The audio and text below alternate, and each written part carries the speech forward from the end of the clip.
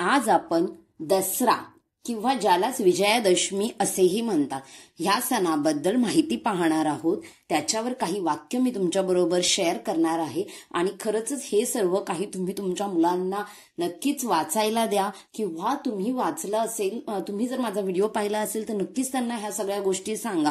कारण की आजकाल काय होतं, आपण नुसतं सण साजरे करतो, करायचं म्हणून करतो आणि ही गोष्ट त्या सणाला काय केलं जातं किंवा तो सण आपण का साजरा करतो हे आपण आपल्या मुलांना सांगत नाही, तर ही खूप मोठी चूक आहे। तर नक्कीच तुम्ही हा व्हिडिओ जर पाहिला तर तुमच्या मुलांना वाचायला द्या किंवा त्यांना हे सगळं तुम्ही समजून सांगा। दसरा हा भारतातील एक महत्त्वाचा सण म्हणून ओळखला जातो। दसरा सण मोठा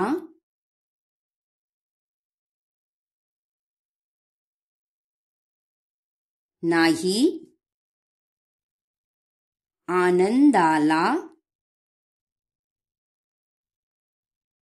तोटा। हा सण पराक्रम आणि विजयाचे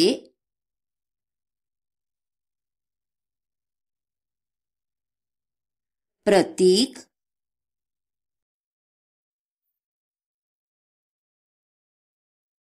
म्हणून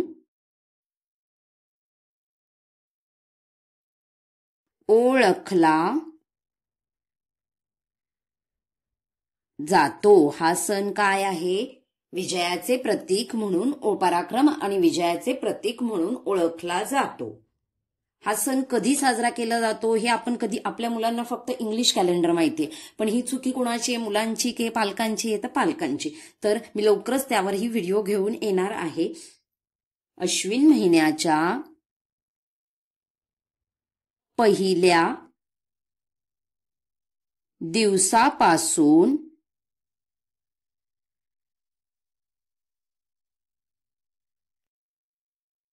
नऊ दिवस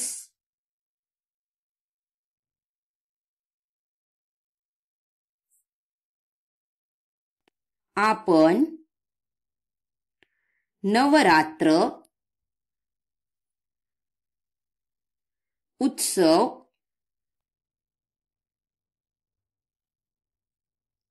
साजरा करतो।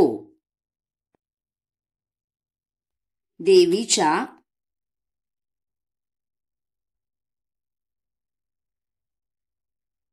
वेगवेगळ्या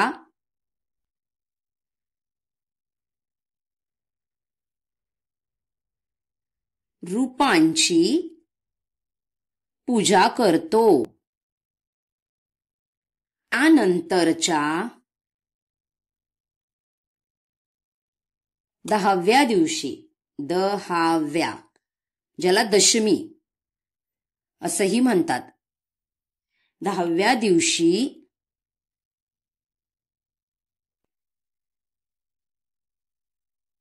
आपण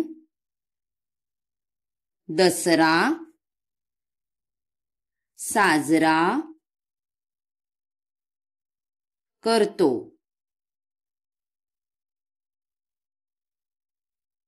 या सणाला आपण विजयादशमी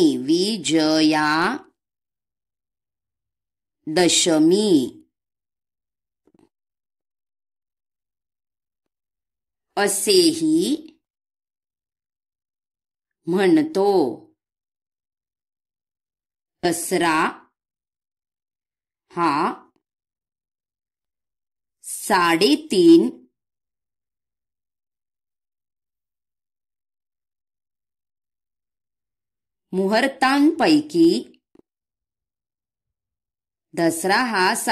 मुहूर्तांपैकी एक मुहूर्त आहे। या दिवशी आपण कोणत्याही शुभ कार्याची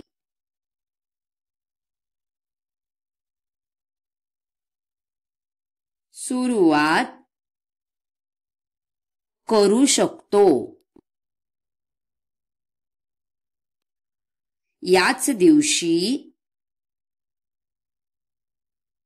दुर्गा मातेने कोणाचा वध केलेला? मुलांना विचार बरं, माहितीये का? याच दिवशी दुर्गा मातेने महिषासूर राक्षसाचा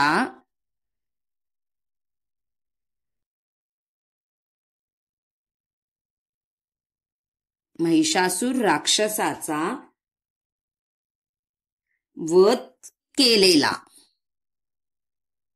आणि म्हणूनच याला देवीने विजय मिळविलेला, म्हणूनच विजयादशमी असेही म्हणतात. अधू श्री रामचंद्र यांनी याच दिवशी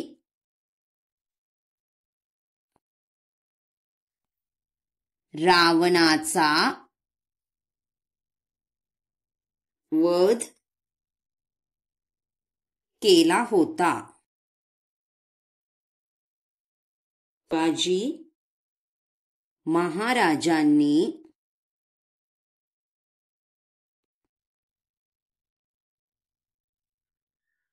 प्रतापगडावर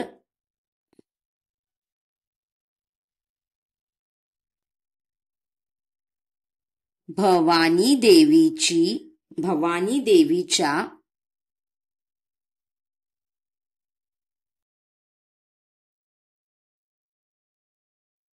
उत्सवाला शिवाजी महाराजांनी प्रतापगडावर भवानी देवीच्या उत्सवाला सुरुवात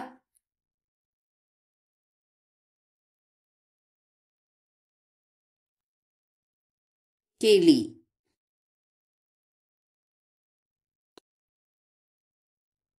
तो दिवस म्हणजे दसरा, विजयादशमी.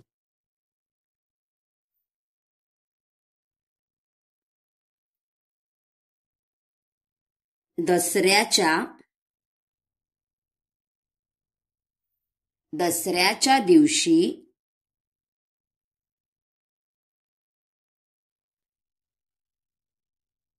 आपट्याच्या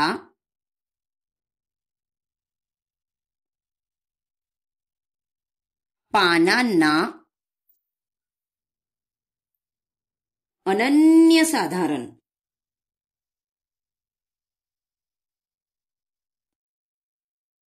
म्हणजेच खूप सारं महत्व असतं. अनन्यसाधारण महत्व आहे. याच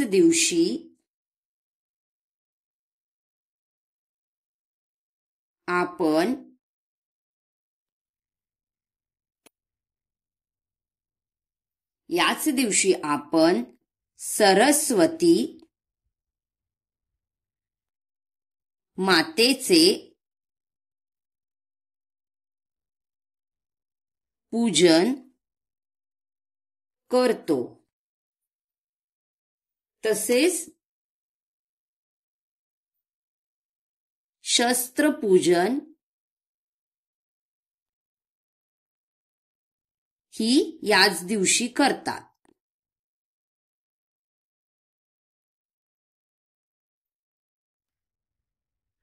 बघा, आपण आपल्या वह्यांची, पुस्तकांची पूजा करतो. आपल्या मोबाईलची जर तुम्ही मोबाईलवर तुमचं काही काम असेल तर तुम्ही मोबाईलची पूजा करू शकता. आपण आपल्या लॅपटॉपची पूजा करतो, कारण ते सर्व आपली काय आहे? सरस्वती माता आहे.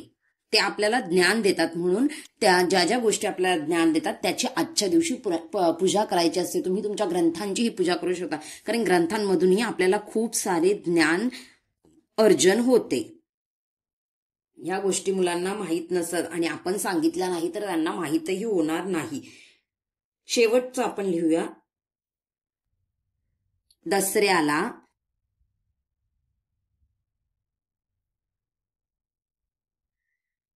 एकमेकांना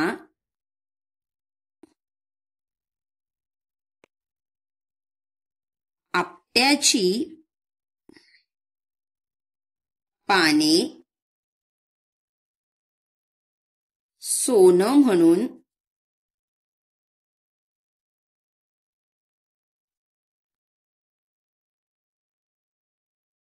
देतात. आणि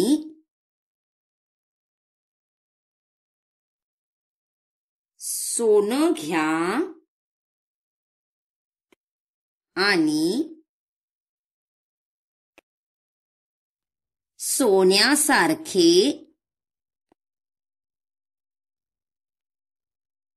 रहा असे बोलले जाते.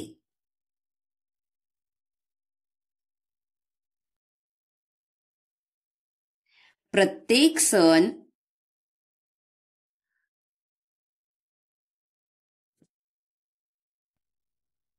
साजरा केल्याने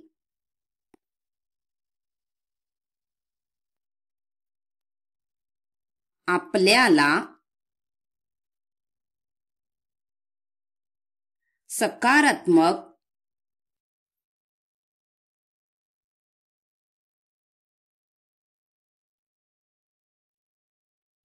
ऊर्जा व आनंद मिळतो. ऊर्जा आणि आनंद मिळतो. प्रत्येक सण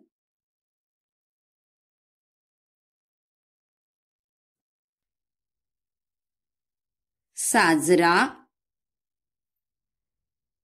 केल्याने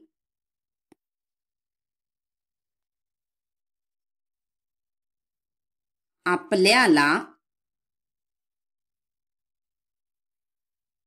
सकारात्मक